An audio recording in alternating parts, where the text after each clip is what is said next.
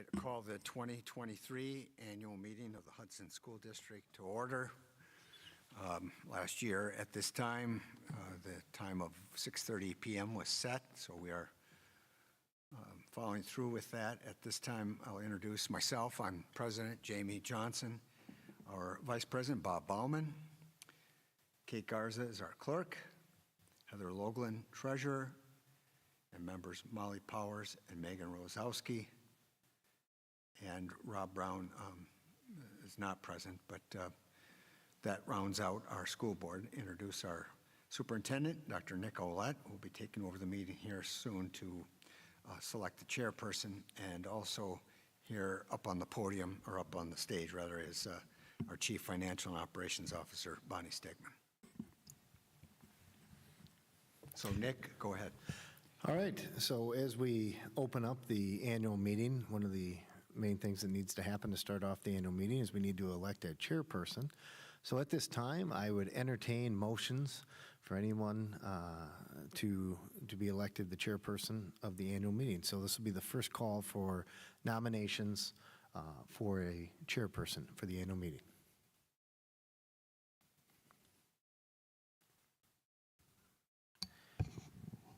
I would nominate Jamie Johnson to run the annual board meeting. All right, so we have a nomination of Jamie Johnson. I'll call for a second time for nominations for chairpersons of the annual meeting. And now a third and final time, I'll call for nominations for a chairperson for the annual meeting. So with that being said, Jamie, do you accept the nomination? All right, so we have a nomination for chairperson of the annual meeting, being Jamie Johnson. All those in favor, say aye. Aye. All those opposed, same sign. All right, Jamie, I'll turn it over to you. All right, thanks, Nick. And actually, next up on the agenda, I'm not going to forget this time, is our Hudson School District highlights, so I'm going to turn it back over to Dr. Olette. Oh, well, thank you very much. So, and I can't see the screen behind me, so I'm going to kind of motor on through. So I'm going to go to the second slide. As we hold on a second, I got to make it bigger, or I can't quite see it. So what you see on this slide is our strategic plan for the 2020 to 2025 school years. And this is a strategic plan that we put in place after doing some focus groups and getting feedback from the community.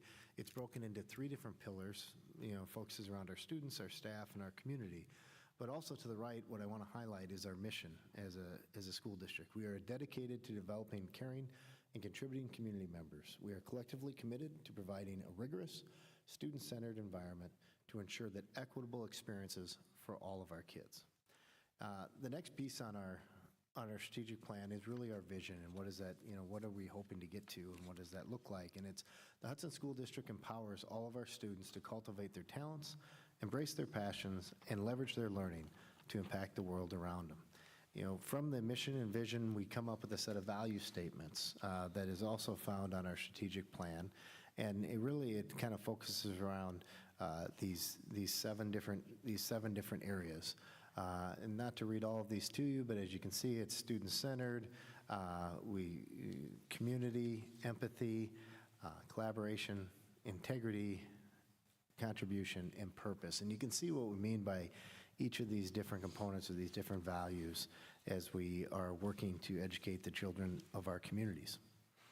I'm going to break this presentation down into kind of three different areas. I'm going to focus on our students, then talk a little bit about our staff accomplishments, and then our community accomplishments.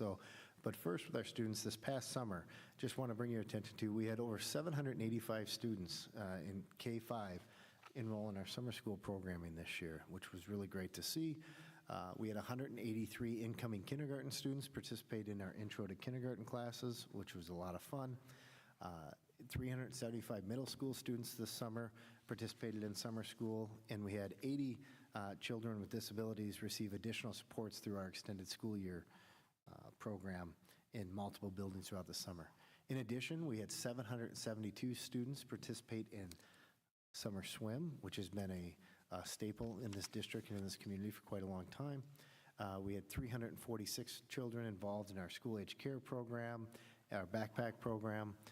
295 of our high school athletes participated in our Raider Elite strength and conditioning program, and we had 203 students participate this summer in music camps. And so even though school was out for the summer, we still had lots of kids doing lots of wonderful things in our buildings.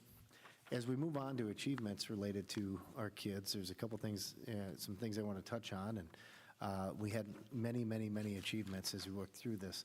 The district exceeds expectations on the state report card, the 76.3 rating, highest in the area. We had a 21.5 ACT composite score compared to the state average of 19.4, 190 AP scholars with 10 AP capstone diplomas and 8 research and seminar certificates.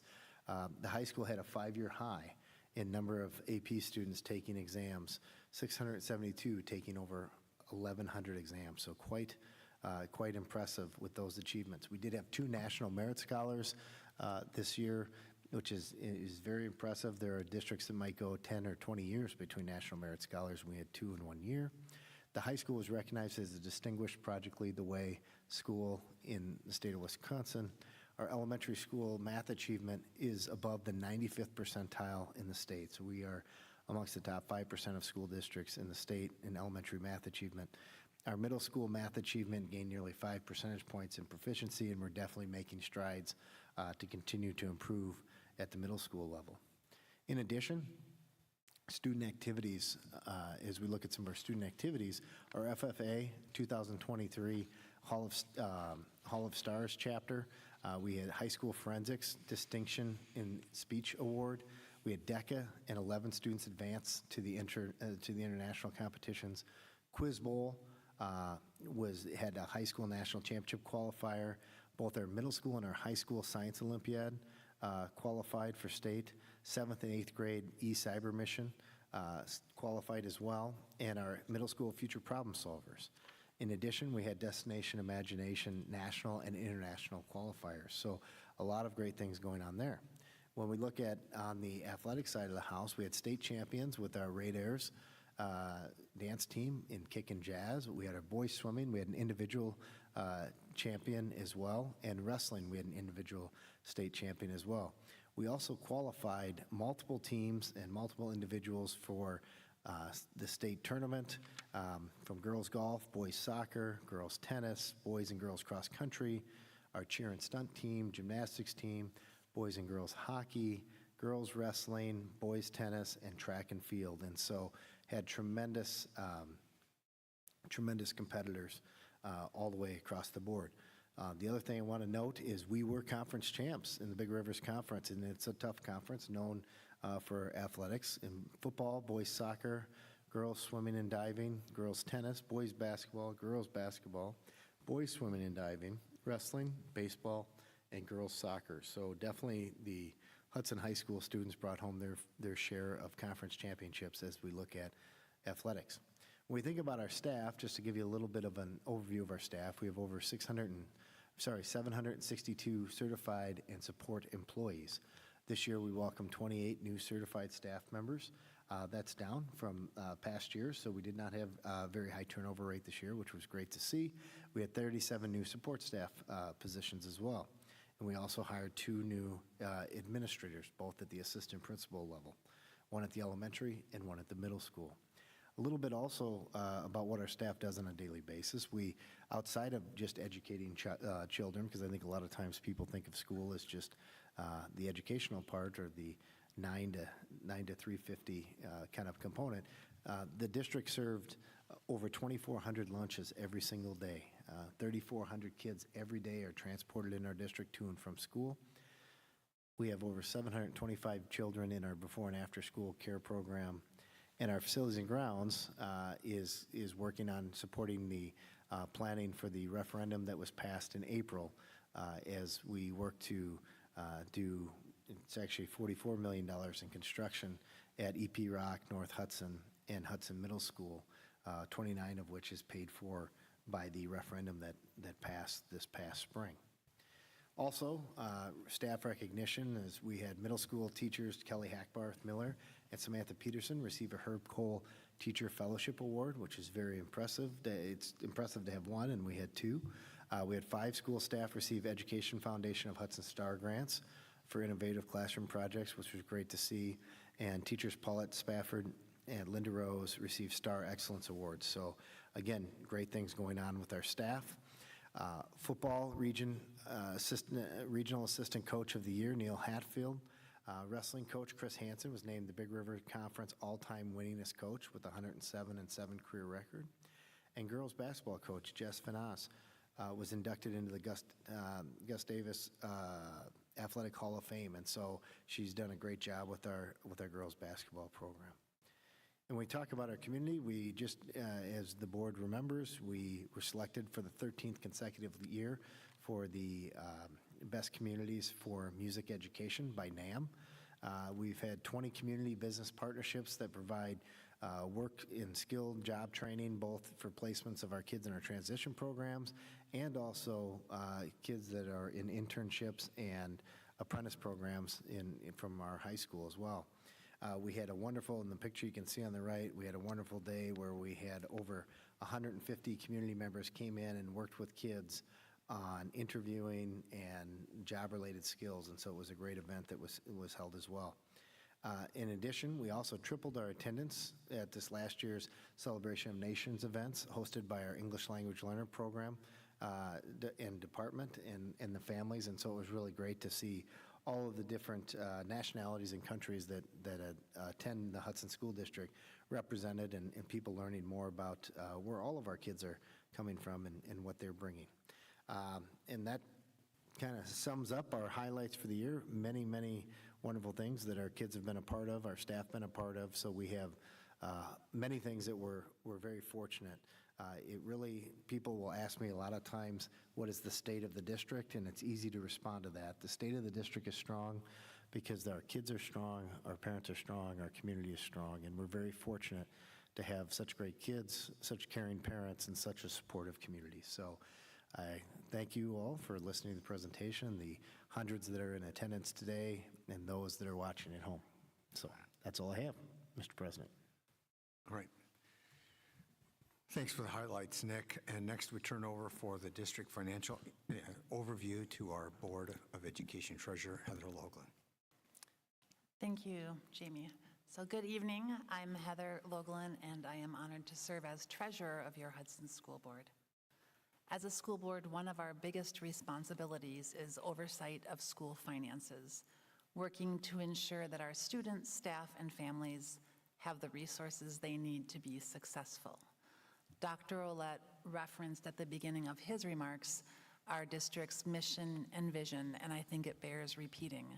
Through our mission statement, the Hudson School District collectively commits to providing a rigorous, student-centered environment to ensure equitable experiences for all students.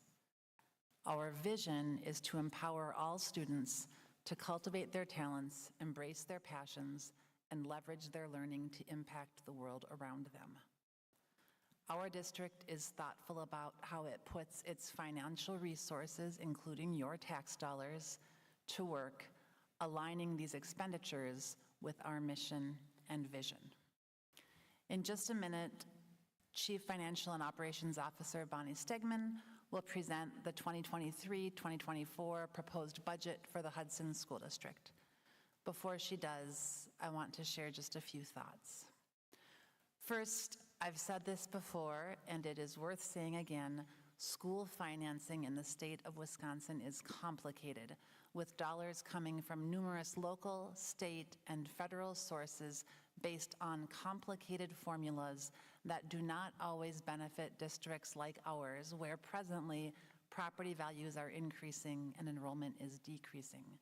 For us, the outcome of this complicated approach is that the biggest chunk of our funding, about 62% of the proposed $75.6 million general fund budget for this year, comes from local property taxes, from all of you who live within the boundaries of this district. At the end of the day, we hope you feel great about the investment you are making in the Hudson School District. that you're confident that your tax dollars are being used well.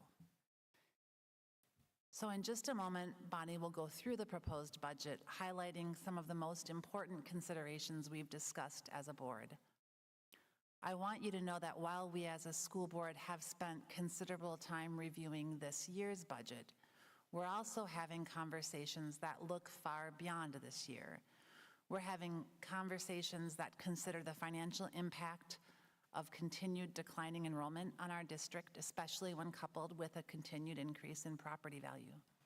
We're having conversations about how we can best attract, retain, and support the very best teachers here in our district. And we're having conversations about how we can best support the social emotional needs of our students and our staff, including those in need of support and services during times of crisis. As we face the challenges before us, we as a community are going to continue to need to make difficult decisions.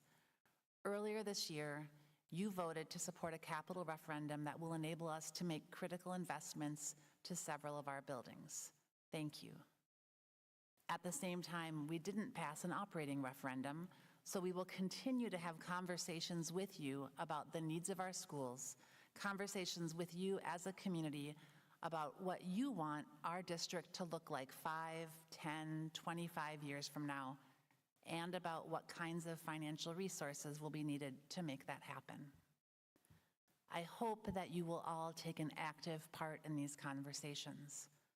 I hope that you, like me, not only as a school board member, but as a taxpayer and a parent, continue to feel proud, not only of the excellent outcomes we are achieving, but also of the way that we continue to strive for improvement and of the way we are managing our financial resources, especially through challenging financial times. On behalf of your Hudson School Board, I thank you for your continued support of the students and staff of the Hudson School District, and I am pleased to support the recommended budget for 2023-2024. Thank you. Thank you, Heather. Good remarks. Appreciate your efforts in that regard. Next up, we have presentation of the proposed 23-24 budget, which was just approved by the board about an hour ago. But Bonnie, why don't you take us through that? And then following your remarks, you'll be present for any questions that come up during the hearing on the budget, correct? Correct. All right, thank you. So as Heather had indicated, over the last 6 months, the board has spent a great amount of time developing the operating budget. They've made a lot of tough decisions, but I think we've landed in a really great place. But as we started, some of the main factors that were facing the district, revenue limit restrictions, we did receive an increase of $325 per pupil. Unfortunately, that's not kept up with the consumer price index, but it was definitely better than the last 2 years where we were frozen. Declining enrollment still continues to affect the district with a 3-year average declining enrollment that directly affects our revenue limit calculation. Student services and student learning continue to evaluate programming to ensure that all student instructional needs are met. Another factor facing the district is the retention and recruitment of staff. The Human Resources Department and the Communications Department have done an outstanding job of recruiting staff through customization of marketing for specific positions, implementation of retention bonuses, and the approval of a competitive staff compensation package. The district has also continued its commitment to maintain class sizes within the established guidelines. And lastly, this will be our last year with the availability of ESSER funds. So those were some of the main factors facing the district this year. As I had indicated, the main driver of our revenue limit calculation and equalization aid is student enrollment. This graph outlines the trends that we've seen in the Hudson School District. The enrollment decline has been offset since the 2017-18 school year with the commencement of 4K programming in the district. But as you can see, again, we will have decline. We are estimating a decline in enrollment for this upcoming school year.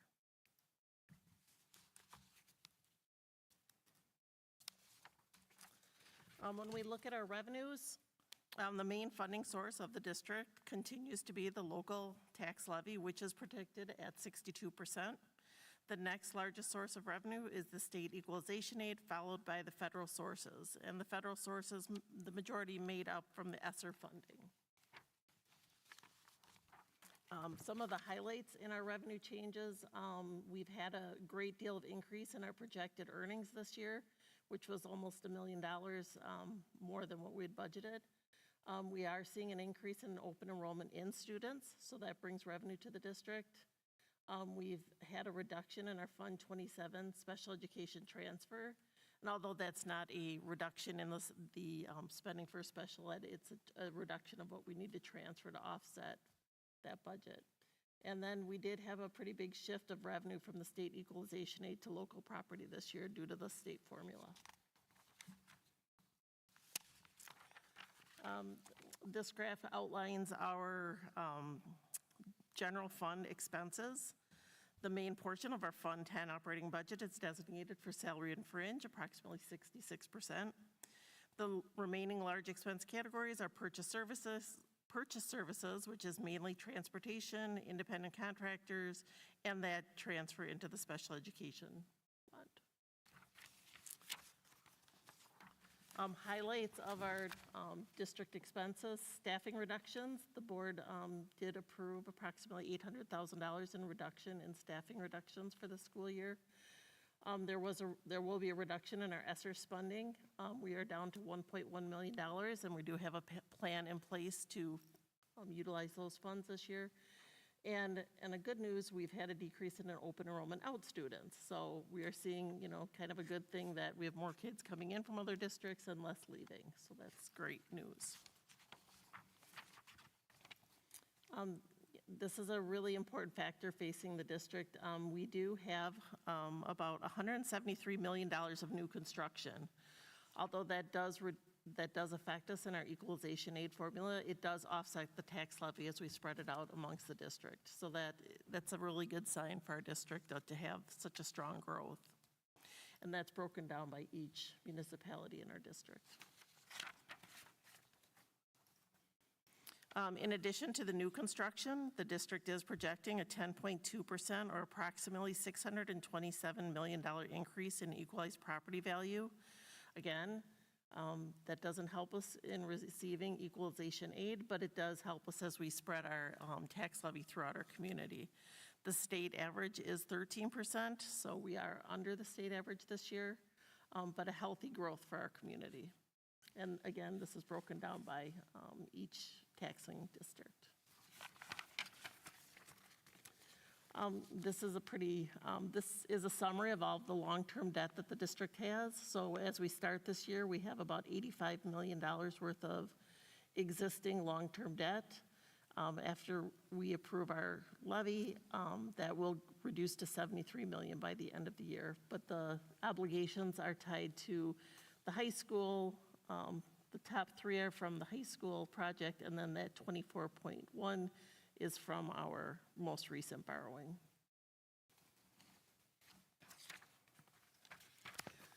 And then just another, a little update on the capital referendum updates. The district has entered into a contract with Bray Architects to be the architect of our project. Market Johnson has been selected as our construction manager.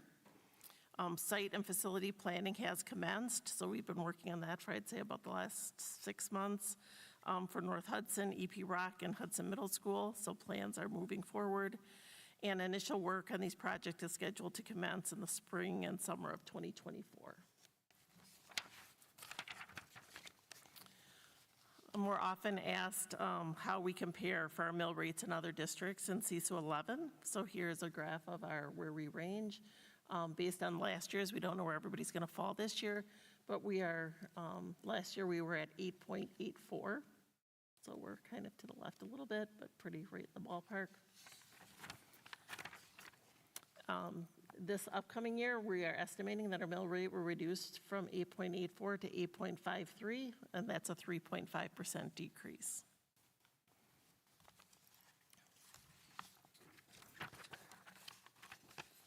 So after we reviewed the budget that's outlined in the packet, we would ask that the proposed resolution to set the levy for the 23-24 school year would be at $58,442,000 $14,814.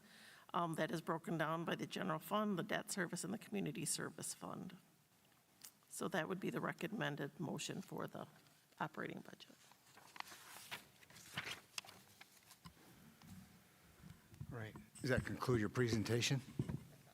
All right. At this time, then, we'll move into the hearing.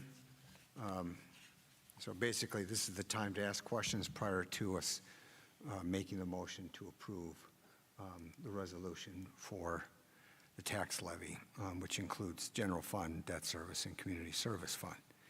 So at this time, is there any questions for Bonnie regarding the budget or any of the information really that she just presented, which shows kind of historical valuation for those people that got the annual report in here. There's information going back to what the taxes were, or the district valuation back 25 years ago.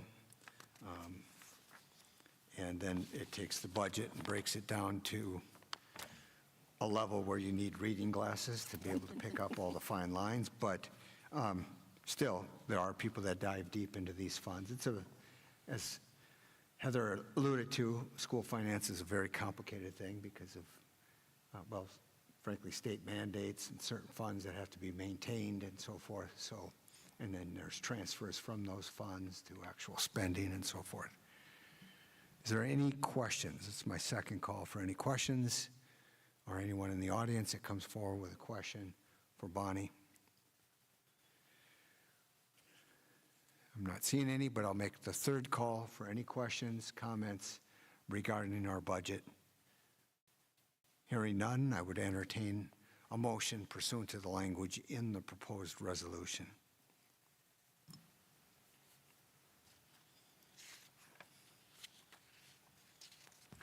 So moved. Or do I have to read it? All right. Oh, sorry. All right, so that would be on page 22, if you're looking in your booklet. I propose that it be resolved that a tax in the total amount of $58,014,814, $45,198,116 for the general fund, $591,698 in debt service, and $225,000 in community service fund, be and is hereby levied against the taxable property in the Hudson School District for school purposes. Right, we have a motion by Megan Rosowski. Is there a second? Second. All right, second from Molly Powers. And I will now open it again to specific questions or comments related to the motion. And those three figures that Megan announced, that's the breakdown for the total tax levy. So a little over 45 million goes into the general fund. We have debt service this year of about 12.6 million. And I mean, that can fluctuate from year to year. It's just the way that we're able to levy and pay down our debt. We're actually going to make bigger payments this year than we did last year, which were both elevated years, basically. And then the $225,000 for community service fund, that was implemented at least 1 year ago, set it aside as a separate budget item. It's fairly constant. Is that right, Bonnie? I believe it was 2 years ago. 2 years ago we did it, but I don't think it's changed. And Nope. what we tried It's to- reduced. It Yep. was, it used to be 325, I believe. And Okay, Yep, so there is a reduction there, about a third over a 2-year period. yep. All right, any other comments, questions, or concerns regarding the 23-24 budget or proposed levy? And again, just emphasizing, this is a proposed levy, and it retains that proposed status for about 6 weeks, at which time in late October at our special meeting, we will adopt the formal levy, which historically has been pretty close, if not slightly less than what we pass at this meeting. Correct. All right, not hearing or seeing any further comments. All those in favor, and that includes everyone in the audience, everyone in favor of the motion before us signify by saying aye. Aye. Those opposed say nay. The ayes have it, and the budget is approved. So going back to our agenda, now at this time, we've adopted the proposed levies, so the new business is setting the annual meeting. And it's always historically been the first Monday after Labor Day. So second Monday, because Labor Day is always on the first Monday, right? That's why we don't do it the first Monday.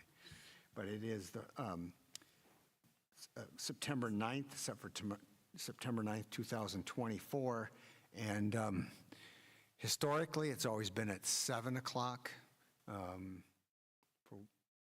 We had a motion last year to move it up to 6:30, but at this time, we don't have to be wedded to that time. Somebody wants to split the difference and make it 6:45, we could do that. But I would probably recommend that we go back to a nice round time of 7 o'clock, because then it gives us better flexibility with our regular meeting that's always held immediately before the annual meeting. And it also gives constituents, parents, and so forth, folks who want to be here for the annual meeting, a better chance of getting here, especially if that construction in Woodbury is not finished by next time this year. Is there a motion then to set that time and date? Motion to set the time and date as 7 o'clock, September 9th, September 9th. 2024. We have a motion. Is there a second? Second. Okay, second by Kate Garza. All those in favor signify by saying aye. Aye. Those opposed say nay. The motion passes, and the meeting will be at 7 p.m. on September 9th, 2024. I didn't even check my calendar just to make sure that that is a Tuesday, but it's a leap year, and I know that means that dates change by Tim's 2. already checked it. It's Okay. Yep, all right. It just looks weird because it looks so early with Labor Day being September 2nd. I'm always used to Labor Day being later than that. But all right, we have one more item under new business is other annual meeting powers. For those people who know the state statute, there's different powers that fall under there. I think the last time we utilized this, it was regarding school board members' pay. We went away from a flat or monthly stipend into a per meeting payment. It's been on, what, 8 years, 7 years at least. 7 years ago, I think it was. It's been about the same. So if anybody wants to move on that or anything else, now is your time. All right, I'm not seeing anybody in the audience running up to the podium. So I would entertain a motion to adjourn. Motion to adjourn. Second. All right, we have a motion by Kate Garza, second by Heather Loglin. All those in favor signify by saying aye. Aye. Aye. Those opposed say nay. The ayes have it. We are adjourned.